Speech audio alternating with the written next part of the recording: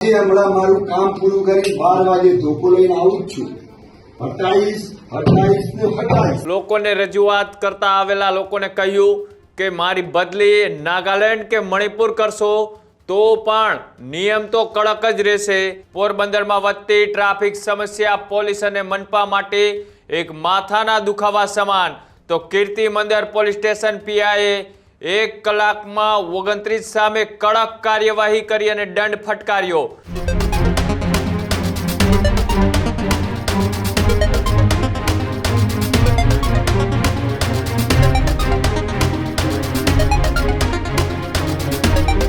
સમાચારોમાં આગળ વાત કરીએ પોરબંદરની. પોરબંદરમાં ટ્રાફિકની સમસ્યાને લઈ હવે પોલીસ એક્શનમાં આવી છે. પોલીસે અલગ અલગ વિસ્તારોમાં જે રીતના ટ્રાફિક થઈ રહ્યો છે તેને નિયંત્રણમાં લાવવા હવે તૈયારીઓ અને એક્શનના ભાગરૂપે દંડની શરૂઆત કરી છે. પોરબંદરમાં વધતી ટ્રાફિક સમસ્યા પોલીસ અને મનપા માટે એક માથાના દુખાવા સમાન. તો રેન્જ આઈજીના લોક દરબારમાં નાગરિકોની ટ્રાફિક નિયમ પાલનની માંગણી. નાનકડી બજારમાં લારીઓ પાથરણાવાળાથી વાહન ચાલકોને મુશ્કેલી પડી રહી છે. તો કીર્તિ મંદિર પોલીસ સ્ટેશન પીઆઈએ 1 કલાકમાં 29 સામે કડક કાર્યવાહી કરી અને દંડ ફટકાર્યો. કાર્યવાહી બાદ વેપારી અને ચેમ્બર પ્રમુખે કરી રજૂઆત. તો સામે અધિકારીએ કહ્યું કે નાગાલેન્ડ કે મણિપુર બદલી થાય તો પણ નિયમ એ કડક જ રહેશે તેવું પીઆઈ ચૌધરીએ કહ્યું. સામે વેપારીઓએ સ્પષ્ટ ચેતવણી આપી અને કહ્યું કે નિયમ તોડશો તો કાર્યવાહી થશે.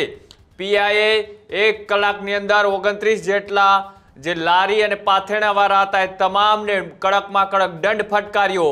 ત્યારબાદ તમામે પોલીસ સ્ટેશને પહોંચતા પીઆઈ ચૌધરીએ કડક શબ્દોમાં લોકોને રજૂઆત કરતા આવેલા લોકોને કહ્યું કે મારી બદલી નાગાલેન્ડ કે મણિપુર કરશો તો પણ નિયમ તો કડક જ રહેશે.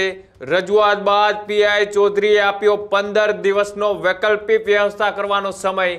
અને જે રીતના એ સાંકડી ગલીઓમાં એ પાથરણા અને લારી ગલ્લાવાળા ઊભા રહેવાથી વાહન ચાલકોને નીકળવામાં ભારે મુશ્કેલી પડતી હોય છે, ટ્રાફિકની સમસ્યા સર્જાતી હોય છે.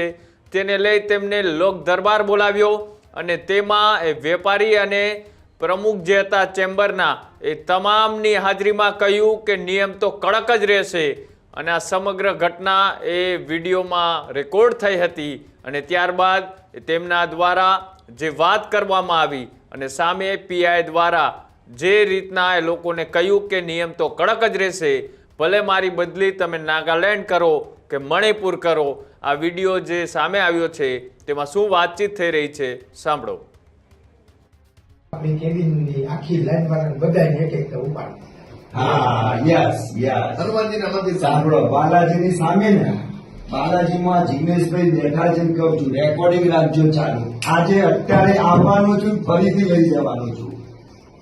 બાલાજીની સામે ભગવાન હનુમાનજી દાદાની સામે મદ્રેસાની દિવાલ ઉપર જે લારીઓ ઉભી રાખી છે ને તમે 400 રૂપિયા મ્યુનિસિપાલિટીને આપો છો એટલે શું એ જગ્યા હક કરી લીધો.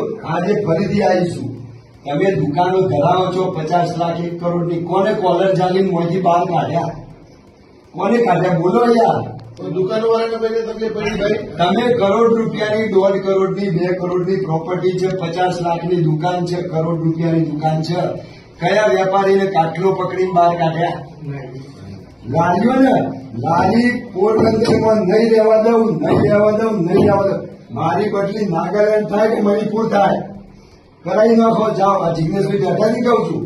એ બી કોઈ અને મહેસાણા બાજુ ના કરતા, અમદાવાદ બાજુ ના કરતા મારું ઘર છે. નાગાલેન્ડ કરજો અને મણિપુર કરજો તો બરાબર સ્થિતિ નથી સારી. હા, મને ત્યાં નાખજો.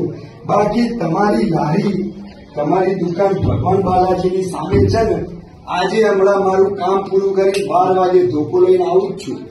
હટાઈશ. બોલો, લારી ફ્રૂટની ચપ્પલની કે ગમે તે હશે, રોડ ઉપર ઉભો રહેતો હશે, ટ્રાફિકને તકલીફ પડતી હશે, એના લીધે કેબિન જશે.